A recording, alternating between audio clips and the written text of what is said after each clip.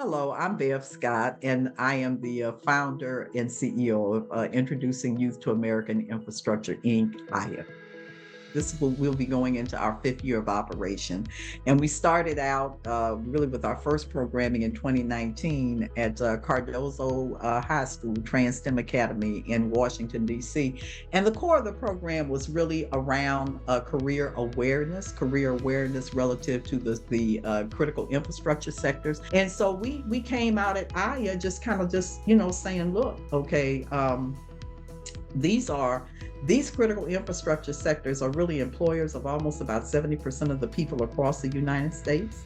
There is a documented issue in terms of underrepresentation and quite candidly of women and people of color, and that needs to be absolutely eliminated. And we want to be the best. And if we want to be best in class, which historically we had been and we are not anymore, then we're going to have to really all stop and take that serious look and not only look, but really get out there and move forward. So this was a really big one for us this year, because what we wound up doing was taking all the work we've done in the pilots, and we said we are going to expand. So we expanded the geographic reach. Instead of doing a single program, we wound up with 11 local host organizers and 19 participating organizations.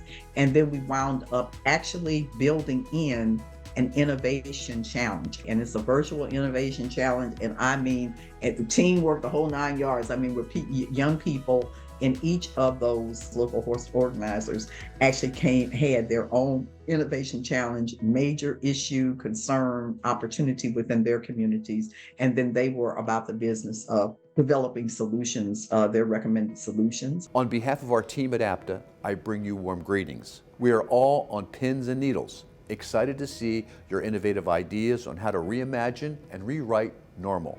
Hello, I am Tremaine Mitchell, the co-founder and executive director of Youth Action Project. So Youth Action Project started to give young people agency and voice in the programs that were developed for them. We were hearing that there were a lot of activities or official programs at the county or state level that they didn't really feel were youth friendly, and no one was asking them what they wanted to see or what they wanted to do. And so that's how we got started as a passion project with some youth. So our innovation challenge was cybersecurity customer data focused. So the first cohort of youth that we've been able to introduce to this was through the innovation challenge, and they were extremely receptive. I think they, like myself and many others, probably didn't really look at all of the different things that could fall under the infrastructure umbrella. And so they were doing things that they were directly passionate about and interested in.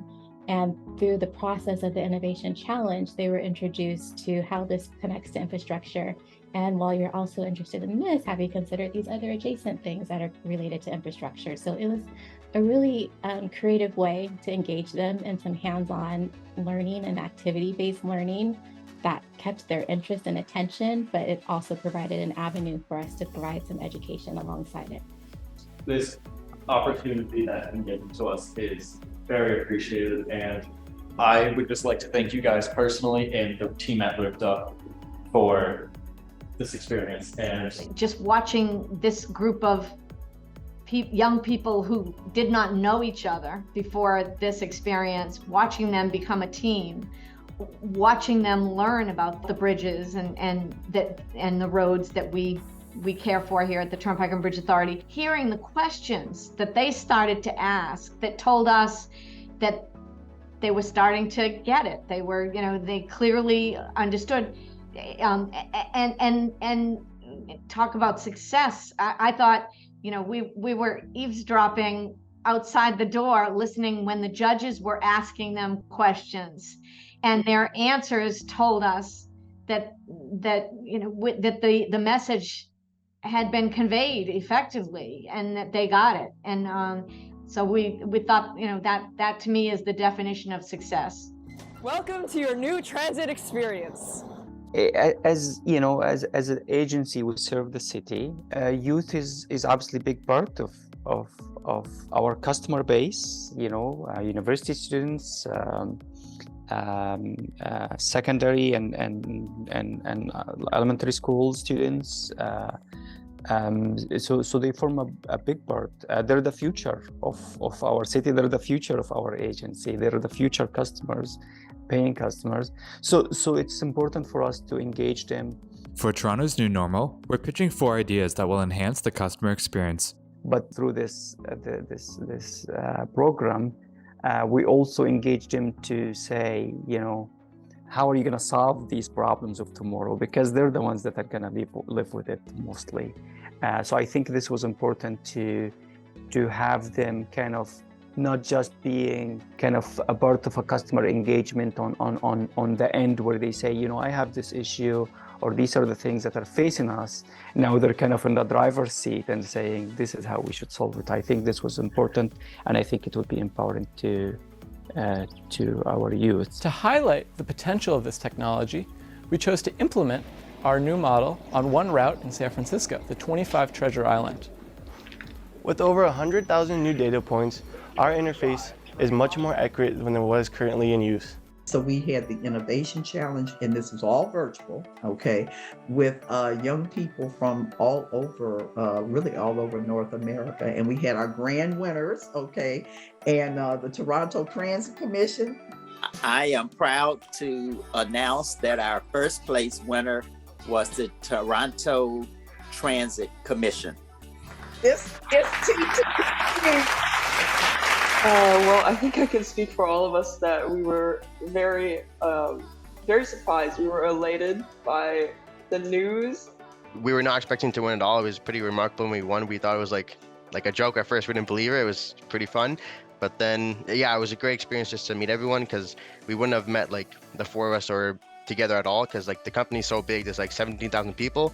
The dynamics of working together were really cool, because we all come from different departments, we all have different skills and experiences, and then just putting those all together to like create the implementation plan, the proposal, like that really blended and meshed well. And then like just seeing how everyone's strengths came together, I think we were pretty happy and proud of what we did, and we were happy to have won too. And then I guess it worked out in that regard as well. But it was super fun, yep. First, I want to say that I'm so incredibly proud of all the youth innovators who participated in the IS Innovation Challenge. It gives me great comfort to know that the future of transit is in your hands. And then in addition to that, we also had an element of what we call critical conversations. And I'm really delighted that Dr. Jamal Scobie is heading that research for us. And it was very appreciative to the Barr Foundation in Massachusetts for helping to fund some of this work, because there's been a lot of conversation about why the number of vacancies that we have across the critical infrastructure sectors, post-pandemic, particularly in the essential frontline positions. But what we found was that there was a lot of research being out there, but it really has not been particularly what we call youth-centered, okay, like ask youth, okay, why not? What is it about our careers that they find interesting, wish they had known more about, or whatever? And then what are the things about our careers that quite candidly are just not attractive to them and make us not as competitive, and which is why one of the reasons why we have the vacancies that we had. I am Dr. Jamal Scobie. I am a project advisor to Iyai, conducting critical conversations for the summer of 2023. So I was brought on with Iyai this summer to facilitate conversations between transit agencies' employees, who are HRs, union reps, who are the employees that help the agencies operate day to day, and also bring the youth in their regions to the table to facilitate a conversation between both transit agency and to youth, to have those critical conversations so we can learn more from the youth. What are the ways that we can recruit more youth? How can we go into the community, to the local community colleges, and work with community-based organizations to recruit the youth, with particular focus on working with those marginalized populations that do not historically know about these roles at transit agencies and come to the job. So recruitment was the first part. Hi, my name is Jermaine Gibson. I am the Director of Apprenticeships and Workforce Development for the Amalgamated Transit Union International. In public transit, I think the last numbers that I took a look at, we attract less than 5% of our industry is made up of 25 and younger. And so going out, engaging them, talking to them, one, about our industry, but two, all the exciting changes that's happening with public transportation. We're making this huge conversion over to zero emission technology, which includes battery electric hydrogen fuel cell. So what that means is now there's more computers in our industry than ever before. That also means that the work that people used to know of as being a bus mechanic is changing. We're going from, diesels and transmissions to propulsion systems that, require a different type of skill set. The critical infrastructure sectors are actually shaping your life. The work that we do or don't do, or how we do it, shapes your life, your household, your community, and society. So it is really when you pick up this work and this becomes your life's work, then what you are literally doing is having the opportunity to really impact your community. It's a community building lens. But then we want young people and want to actively encourage and embrace youth voice as a necessity and imperative in terms of helping to really rewrite norm.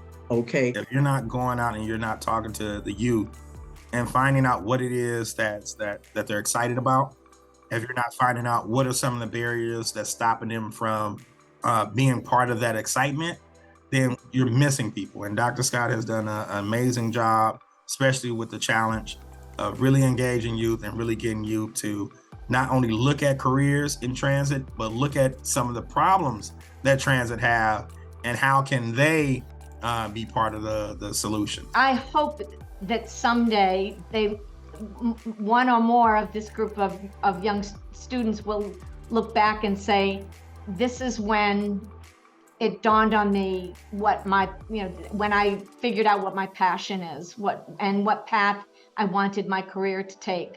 I knew I wanted to be in engineering, but I didn't know exactly what area of engineering, and it was that program that told me this is where I belonged.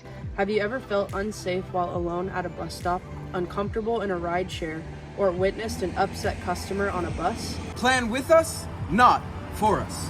The TTC can always make navigation easier for its riders. With commitment and a strong baseline, dedicated community partners and candidates, and our city's need for a strong and diverse transit workforce, we will succeed. And also gives me the opportunity to explore some case studies of ways that other cities have implemented creative solutions to address inequity with public transit. Let's spread the word about the Mount Hope Bridge. So on behalf of the city, we have shared a lot of information about zero emission buses, and I really hope you guys enjoyed our video. Of the RTD youth team, special thanks to Dr. Beverly Scott for this amazing opportunity, and we're excited for the future. We're transforming the transit industry, and we're starting with Indigo. On behalf of the Transit Titans team, thank you.